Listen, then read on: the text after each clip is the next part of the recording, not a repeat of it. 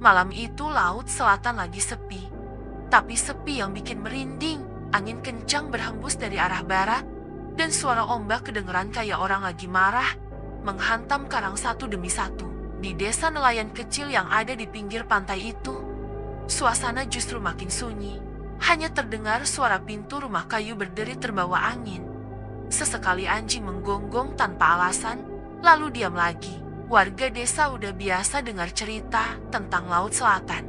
Dari dulu orang tua mereka udah sering ngingetin, kalau di laut, itu ada yang jaga. Sosok perempuan berpakaian putih, rambut panjang menjuntai. Cantik tapi bikin takut. Katanya suka memanggil orang-orang tertentu. Katanya, kalau sudah dipanggil, orang itu gak akan bisa pulang lagi. Banyak yang percaya. Tapi gak sedikit juga yang nganggep itu cuma mitos buat nakut-nakutin anak kecil, biar gak main ke pantai malam-malam. Salah satu yang gak pernah percaya adalah Pak Ranu. Dia nelayan paling tua dan paling berani di desa itu. Puluhan tahun hidupnya dihabiskan buat ngelaut. Orang-orang bilang, dia itu udah hafal setiap lekukan karang, arah arus, sampai bintang-bintang di langit. Kalau ada nelayan baru yang takut melaut malam-malam, biasanya Pak Ranu yang paling depan buat ngeledek. Ah, itu cuma cerita, gak usah percaya hal begituan. Laut ini rumah kita, tempat kita cari makan. Kalau kalian takut sama omong kosong begitu, mending jangan jadi nelayan. Begitu sering dia bilang dengan nada tinggi. Bahkan beberapa kali, kalau ada warga lain yang cerita tentang larangan tertentu di Laut Selatan, misalnya jangan sompral, jangan nyanyi di tengah laut, atau jangan melaut pas malam Jumat, Pak Ranu malah ketawa terbahak-bahak sambil ngerokok. Sore itu, langit desa udah kelihatan aneh. Awan mendung tebal menggantung, menutup matahari yang biasanya memerah indah di ufuk barat. Burung-burung laut berterbangan rendah, tanda kalau angin besar bakal datang. Beberapa nelayan buru-buru narik perahu mereka ke bibir pantai, takut terjebak badai. Tapi berbeda dengan Pak Ranu, dia malah sibuk nyiapin jaring dan bekal di perahunya. Istrinya, Buati, sempat keluar rumah sambil bawa lampu minyak.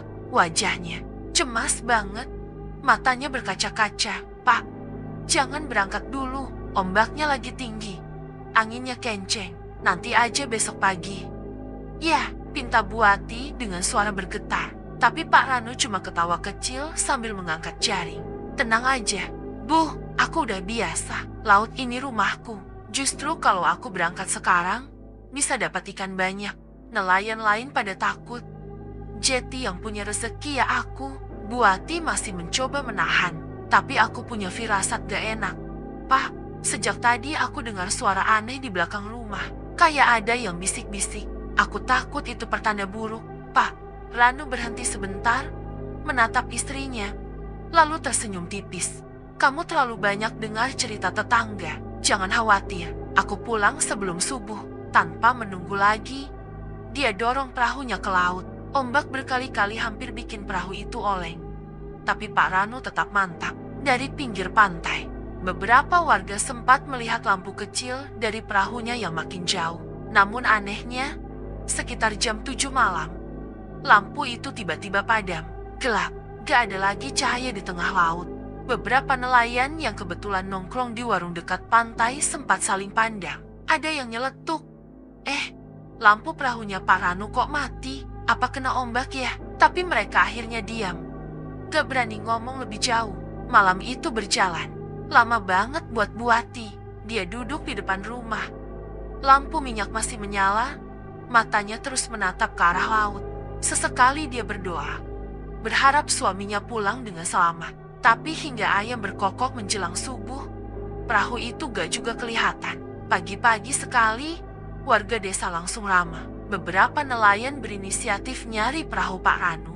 Mereka berangkat, berkelompok, nyisir ke tengah laut. Sampai siang, mereka balik lagi ke pantai dengan wajah pucat. Gak ada tanda-tanda perahu. Apalagi orangnya yang bikin bulu kuduk merinding. Ada satu warga yang ngaku semalam dengar suara aneh. Katanya, waktu sekitar jam 7 lewat, dia lagi duduk di tepi pantai. Tiba-tiba terdengar suara perempuan nyanyi. Samar-samar dari arah laut. Suaranya indah banget, halus, tapi bikin dingin sampai ke tulang. Lagu itu terdengar jelas beberapa menit, lalu berhenti mendadak pas lampu perahu Paranu padam.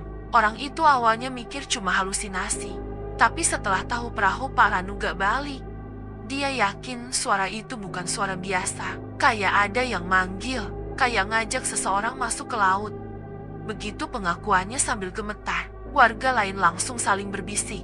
Sebagian besar wajahnya pucat, ada juga yang langsung menutup mulut sambil komat kamit baca doa. Nama besar yang selama ini mereka takuti akhirnya kembali disebut-sebut. Laut Selatan, katanya, sudah memanggil tumbalnya. Dan kali ini, orang itu adalah Pak Ranu. Kabar itu menyebar cepat. Desa Jeti ramai dengan cerita-cerita. Ada yang bilang, sejak sore memang udah ada firasat buruk. Ada yang bilang Buati sempat lihat bayangan perempuan berbaju putih berdiri di tepi pantai sebelum suaminya berangkat. Ada juga yang bersumpah, dengar suara gamelan samar dari tengah laut. Suara yang katanya suka muncul kalau penunggu laut sedang lewat. Makin lama, makin banyak yang percaya kalau Paranu gak bakal balik. Bukan karena tenggelam, tapi karena dipanggil. Dipanggil sama sesuatu yang gak kelihatan. Sesuatu yang udah dari dulu dipercaya jadi penguasa lautan itu. Malam kedua, suasana desa makin mencekam. Ombak masih besar, angin masih kenceng, dan gak ada satupun nelayan yang berani berangkat. Semua orang ngumpul di rumah masing-masing. Ngobrol lirih sambil nutup pintu rapat-rapat. Hanya suara deburan ombak yang terdengar, bercampur dengan tangisan lirih Buati yang terus nunggu suaminya pulang. Sejak hari itu, satu kalimat Jeti sering diucapkan warga desa. Dengan nada bergetar setiap kali ada yang nyebut, Laut Selatan sudah memanggil. Setelah 3 hari penuh penantian yang bikin semua orang gelisah, akhirnya perahu Paranu ditemukan terdampar di bibir pantai. Tapi begitu warga melihat lebih dekat, mereka langsung merinding. Perahu itu kosong, gak ada siapa-siapa di dalamnya.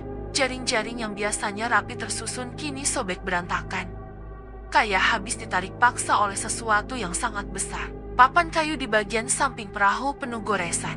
Tapi bukan goresan biasa, bentuknya panjang, dalam, dan sejajar, mirip bekas cakar. Beberapa warga langsung menutup mulut. Ada yang spontan mundur karena takut.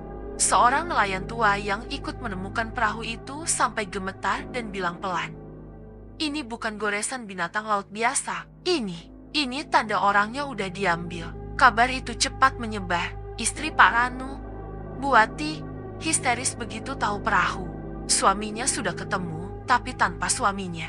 Dia menjerit-jerit sambil nangis, berusaha naik ke perahu. Tapi warga menahan. Katanya, perahu itu jangan langsung disentuh.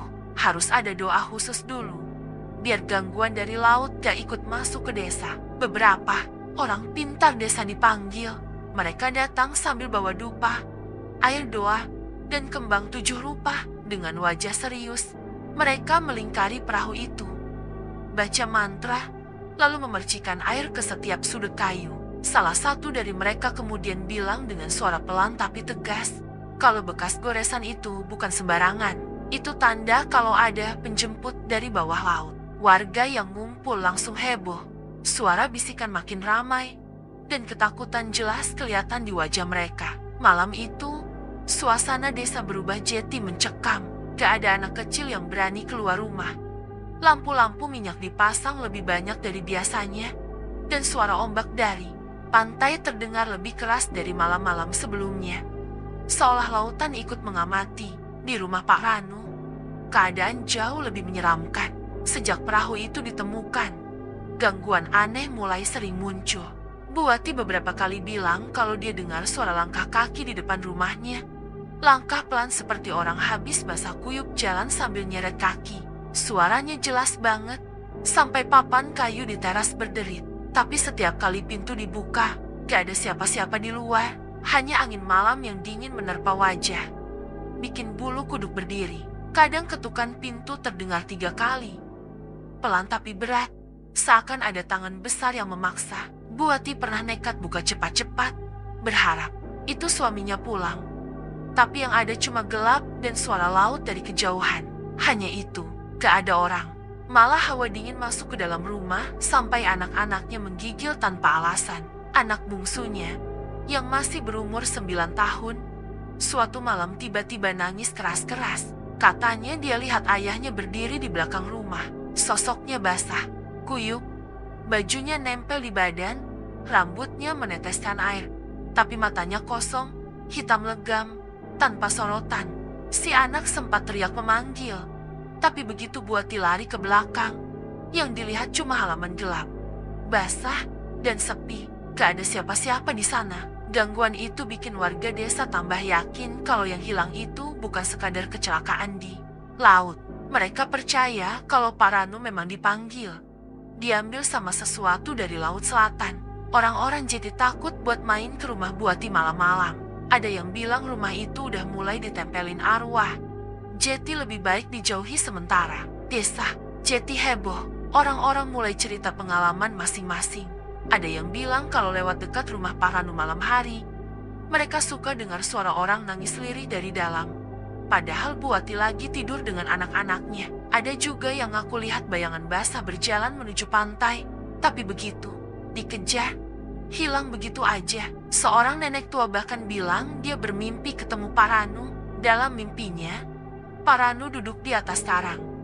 Tubuhnya basah, matanya kosong, dan dia bilang pelan, "Aku gak bisa pulang, aku udah dipanggil." Nenek itu keringetan dingin waktu cerita, dan matanya kelihatan kosong kayak masih kebayang-bayang mimpi itu. Makin lama, makin jelas kalau sesuatu yang gak wajar sedang terjadi. Malam-malam di desa Jeti penuh rasa takut.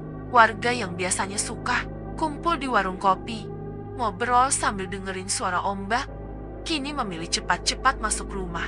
Gak ada yang berani melaut. Bahkan sekadar jalan ke bibir pantai malam-malam pun mereka hindari. Buati sendiri makin hari makin pucat. Matanya sembab karena tiap malam gak bisa tidur. Dia terus berharap suaminya pulang. Tapi di sisi lain, dia tahu yang datang itu bukan lagi suaminya. Dia sering bilang ke tetangga dekat, "Aku dengar suaranya tiap malam. Kadang dia manggil namaku dari luar jendela. Suaranya jelas. Itu suara Ranu. Tapi aku takut, karena aku tahu kalau aku buka jendela, itu bukan dia." Beberapa tetangga yang coba nemenin Buati semalam, akhirnya gak berani lagi. Katanya mereka dengar suara orang jalan muter-muter rumah. Ada juga suara air netes di lantai, kayak ada orang basah baru masuk. Salah satu dari mereka bahkan yakin melihat bayangan tinggi berdiri di depan pintu. Tapi bayangan itu gak punya wajah, cuma hitam pekat. Suasana mencekam itu bikin orang-orang pintar desa kembali dipanggil. Mereka bilang, arwah Pak Ranu belum sepenuhnya pergi. Tubuhnya mungkin udah di laut, tapi rohnya masih berusaha balik ke rumah. Masalahnya, roh itu bukan lagi roh manusia seutuhnya. Katanya, kalau udah dipanggil sama penghuni Laut Selatan, yang balik itu biasanya bukan manusia lagi. Sejak saat itu, gak ada lagi yang berani ragu. Semua orang percaya kalau Pak Ranu bukan sekadar hilang, tapi memang udah diambil. Mereka yakin yang datang malam-malam ke rumah Buati hanyalah bayangan, sekedar pertanda kalau Laut Selatan memang sudah menjemput tumbalnya. Dan tiap kali ombak menghantam keras di malam hari, warga selalu bergidik karena mereka percaya itu tanda ada jiwa yang sedang ditarik semakin jauh ke dasar laut. Karena kejadian aneh makin sering muncul dan bikin semua orang ketakutan, akhirnya beberapa warga dan tokoh desa sepakat buat ngadain doa bersama di pinggir pantai. Malam itu dipilih malam Jumat, karena katanya malam itu paling kuat untuk melawan gangguan dari makhluk gaib. Sejak sore, suasana desa udah tegang. Para lelaki sibuk nyiapin obor dan dupa. Para perempuan bawa kembang dan sesajen, sementara anak-anak dilarang keluar rumah. Semua pintu ditutup rapat, dan hanya suara ombak yang terdengar keras dari kejauhan. Kayak udah nunggu mereka di bibir pantai. Sekitar habis Isya, orang-orang mulai kumpul. Mereka jalan beriringan menuju pantai, bawa obor yang bergoyang-goyang. Tertiup angin malam, bau dupa dan wangi bunga 7 rupa nyebar ke udara, bercampur dengan bau amis laut yang tiba-tiba lebih menyengat dari biasanya. Di tengah kerumunan itu, Buati ikut datang. Wajahnya pucat, matanya sembab, tapi dia maksa ikut. Katanya dia pengen tahu kebenaran, Apa betul suaminya beneran dipanggil sama Laut Selatan? Begitu sampai di bibir pantai, warga duduk melingkar. Tokoh desa yang dianggap paling tua dan paling paham soal hal gaib duduk di tengah. Bawa kendi air doa, semua orang diam. Hanya suara ombak bergulung-gulung yang jadi latar. Perlahan, doa mulai dikumandangkan. Suara bacaan terdengar serentak, pelan tapi tegas, berusaha menguatkan hati setiap orang yang hadir malam itu. Awalnya suasana terasa tenang. Angin malam memang dingin, tapi masih bisa ditahan. Tapi gak lama, ombak yang tadinya biasa aja mendadak terdengar lebih besar. Suaranya menghantam keras tekarang, bikin pasir di bawah kaki warga bergetar halus. Angin tiba-tiba berhembus kencang, nyaris bikin obor yang mereka bawa mati satu persatu. Orang-orang saling pandang, wajahnya mulai panik, tapi doa tetap dilanjutkan. Sampai tiba-tiba terdengar suara aneh, bukan suara ombak, bukan suara angin. Suara itu halus, panjang, mirip nyanyian. Semua orang langsung berhenti membaca doa. Nyanyian itu datang dari arah laut.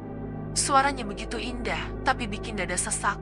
Kayak ada tangan dingin yang meremas jantung. Warga saling berbisik ketakutan. Sementara Buati langsung nangis histeris. Katanya dia kenal suara itu. Itu suara yang sering dia dengar dari mimpinya. Suara yang memanggil namanya tiap malam. Beberapa orang nekat menatap ke arah laut. Di kejauhan, tepat di atas batu karang besar yang menjulang, terlihat sosok perempuan berdiri. Rambutnya panjang banget, terurai menutupi hampir setengah tubuhnya. Bajunya putih menjuntai, berkibar tertiup angin. Tapi yang bikin semua orang semakin takut, matanya terlihat dari jauh, seakan mengawasi setiap orang di pantai itu. Beberapa warga langsung teriak histeris. Ada juga yang jatuh pingsan saking gak kuat lihat sosok itu. Anak-anak muda yang awalnya sok berani pun mendadak gemetaran. Ada yang buru-buru sembunyi di balik tubuh orang tuanya. Lalu suara itu semakin jelas. Suara laki-laki, berat, tapi lirih, terdengar dari arah laut. "Bu, pulanglah, ikut aku," Buati langsung teriak. "Kenceng, itu suara Ranu, itu suaranya suamiku." Dia mencoba lari ke arah ombak, tapi warga buru-buru menahan. Tubuhnya meronta-ronta. Teriakannya bikin bulu kuduk semua orang berdiri. Matanya kayak kosong, seolah dia benar-benar yakin suaminya ada di sana, nunggu dia buat ikut. Tokoh desa panik. Doa makin kencang dibaca. Dupa dilempar ke arah ombak. Sesajen satu persatu dilarung ke laut. Suara bacaan doa semakin keras, berusaha menutupi suara-suara aneh yang makin jelas terdengar. Tapi entah kenapa, meski doa sudah dikumandangkan, suara tangisan sama terdengar dari arah gelombang. Tangisan panjang, penuh kesedihan, seakan ada banyak orang yang menangis dari dasar laut. Angin makin kencang, pasir berterbangan, dan ombak makin mendekat ke bibir pantai. Beberapa orang ngaku melihat bayangan besar bergerak di dalam gelombang. Bukan ikan, bukan juga buaya, tapi bayangan tubuh manusia yang jumlahnya banyak. Seolah-olah ada puluhan orang berenang ke arah pantai, tapi nggak pernah sampai. Sosok perempuan di atas batu karang masih berdiri, tapi perlahan makin memudar. Rambutnya yang panjang berterbangan, bajunya berkibar, dan wajahnya yang tadi jelas terlihat pelan-pelan kabur ditelan gelombang. Meski begitu, suara tangisan masih terdengar, makin lama makin jauh, sampai akhirnya hilang bersamaan dengan angin yang meredah. Semua orang terdiam, hanya suara isak tangis Buati yang terdengar jelas. Malam itu mereka bubar dalam ketakutan. Gak ada satupun warga desa yang berani tidur nyenyak malam itu. Setiap pintu rumah dikunci rapat, setiap lampu minyak dinyalakan sampai pagi. Tapi meski sudah masuk rumah, banyak yang bilang masih terngiang-ngiang suara panggilan itu di telinga mereka. Beberapa warga mengaku, waktu coba memejamkan mata, mereka mimpi aneh. Ada yang mimpi ditarik ke tengah laut, ada yang mimpi dengar gamelan Jawa yang samar-samar, ada juga yang mimpi melihat Paranu duduk di perahunya, basah kuyup sambil tersenyum aneh. Semua mimpi itu sama-sama bikin mereka ketakutan. Sejak malam itu, desa Jeti kayak berubah. Suasananya berat, tegang, dan seolah-olah selalu ada yang mengawasi. Orang-orang makin yakin kalau Laut Selatan bukan cuma sekedar omong kosong. Mereka percaya. Malam itu, mereka semua sudah menyaksikan sendiri bagaimana lautan mengambil apa yang dimau. Dan siapapun yang udah dipanggil, gak akan pernah bisa kembali. Beberapa hari setelah ritual di pesisir itu, desa masih diselimuti ketakutan. Malam-malam terasa lebih panjang dari biasanya. Angin laut membawa suara-suara aneh yang bikin bulu kuduk berdiri. Ada kalanya terdengar seperti tangisan. Ada kalanya seperti tawa lirih yang terbawa ombak. Orang-orang memilih menutup pintu lebih cepat. Dan tidak ada lagi yang berani duduk santai di pinggir pantai selepas maghrib. Di tengah suasana itu, datanglah seorang laki tua dari desa sebelah. Jalannya pelan, tongkat kayu menahan tubuhnya yang sudah rentah, kulitnya keriput, matanya dalam, dan wajahnya seperti menyimpan banyak cerita yang tidak pernah diucapkan. Namanya Pak Wiryo. Beberapa warga mengenalnya sebagai nelayan lama yang sudah pensiun sejak kakinya melemah. Begitu sampai di balai desa, ia disambut oleh kepala desa dan beberapa tokoh. Aku dengar ada yang hilang di Laut Selatan, katanya dengan suara serak tapi tegas. Seorang nelayan bernama Ranu. Betul, warga yang berkumpul langsung mengangguk. Beberapa terlihat menahan nafas, seakan menunggu kelanjutan dari cerita yang akan keluar dari mulut orang tua itu. Pak Wiryo menarik nafas panjang. Kejadian ini bukan pertama kali. Puluhan tahun lalu, ketika aku masih muda dan kuat, aku menyaksikan hal serupa. Seorang nelayan hilang. Perahunya kembali sendiri, kosong, dengan jaring yang sobek dan papan kayu penuh goresan. Sama persis dengan yang kalian ceritakan sekarang. Seketika ruangan itu jadi hening. Hanya suara detak jam dinding tua yang terdengar. Warga saling pandang. Ada yang mulai menggigit bibir.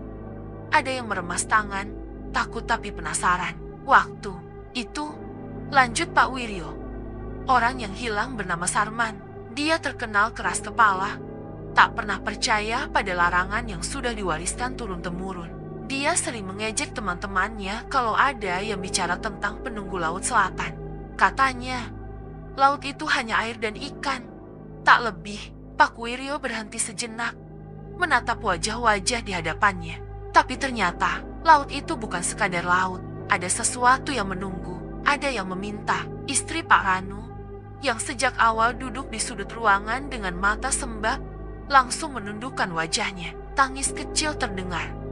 Tapi ia mencoba menahannya agar tidak pecah. Setelah Sarman hilang, suara Pak Wiryo makin berat. Keluarganya mulai diganggu.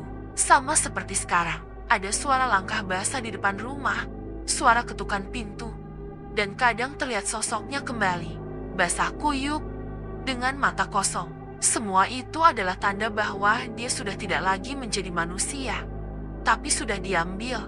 Beberapa warga langsung beristighfar lirih, ada yang mengusap wajah, ada yang menunduk. Kepala desa menghela napas panjang, lalu bertanya pelan, apa maksudnya diambil? Siapa yang mengambil? Pak Wiryo menatap ke arah jendela, ke arah laut yang gelap di kejauhan. Laut Selatan punya penunggu. Mereka butuh tumbal, dan tumbal itu bukan sembarang orang. Biasanya, mereka yang sombong, yang menertawakan larangan, atau yang berani menantang, akan dipanggil.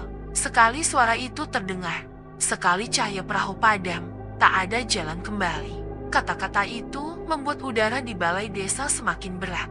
Seolah semua orang merasakan bayangan hitam menggantung di atas kepala mereka. Istri Pak Ranu akhirnya tak bisa menahan tangisnya lagi. Suaranya pecah, kalau begitu, suamiku sudah tidak ada, dia sudah di bawah. Pak Wiryo menunduk dalam-dalam. Iya, Bu, tapi percayalah, bukan karena ia jahat, melainkan karena ia meremehkan sesuatu yang tidak bisa direndahkan. Laut selalu meminta bagian, dan kali ini, giliran Ranu. Sejak hari itu, keyakinan warga tentang hilangnya Pak Ranu makin kuat. Mereka tidak lagi mencari ke laut, tidak lagi berharap perahu lain menemukannya. Yang mereka lakukan hanyalah berdoa agar arwahnya tenang. Meski di dalam hati masih ada ketakutan kalau arwah itu sebenarnya tidak pernah benar-benar pergi. Di rumah Pak Ranu, kejadian aneh terus berlanjut.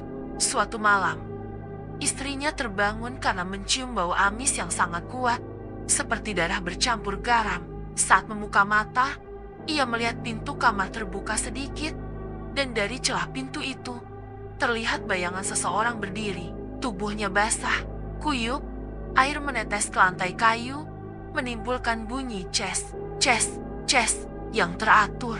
Dengan gemetar, istrinya mencoba memanggil, "Ranu, itu kamu?" Bayangan itu tidak menjawab, hanya berdiri diam.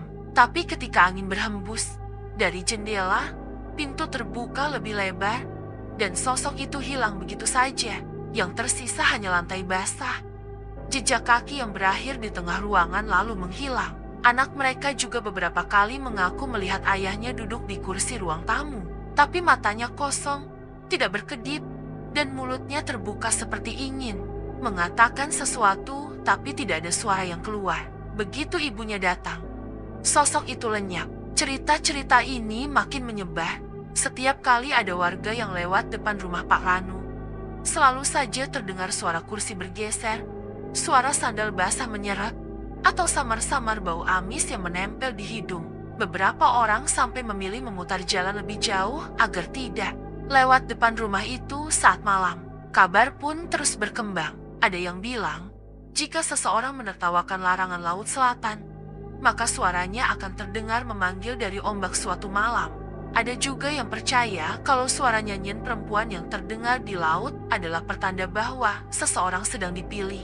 Dan bila sudah dipilih, tidak ada yang bisa menolong.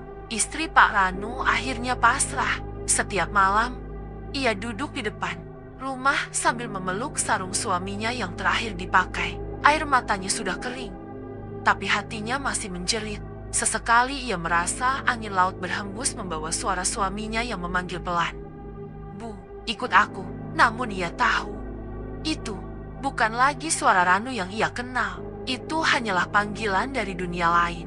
Panggilan yang tidak boleh dijawab. Dan sampai sekarang, orang-orang di desa itu selalu bercerita dengan nada bergetar. Mereka berpesan kepada anak cucu, jangan pernah menertawakan larangan. Jangan pernah meremehkan cerita lama. Karena Laut Selatan tidak pernah tidur. Laut itu punya mata, punya telinga, dan punya kehendak. Sekali kau dipanggil, tidak ada jalan pulang.